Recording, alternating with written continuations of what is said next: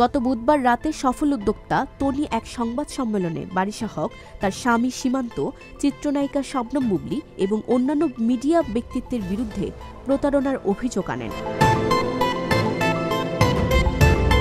আন্তর্জাতিক fashion designer ও লরাটো কোম্পানির chairman রোজা আফরোজা জানান, গত ৯ ফেব্রুয়ারি তিনি একটি এভিয়েশন কোম্পানি থেকে ৩ ঘণ্টার জন্য হেলিকপ্টার ভাড়া নিয়েছিলেন। হেলিকপ্টার থেকে নামার পর বারিশা হক, সীমান্ত ও শবনম বুবলী অনুমতি ছাড়াই তাতে প্রবেশ করে ফটোশুট করেন।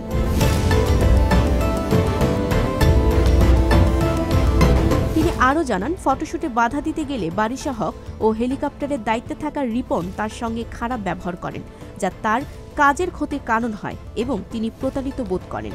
এই ঘটনার সুষ্ঠু তদন্ত ও ন্যায় বিচারের দাবিতে তিনি সংবাদ সম্মেলনের মাধ্যমে প্রশাসনের দৃষ্টি আকর্ষণ করেন।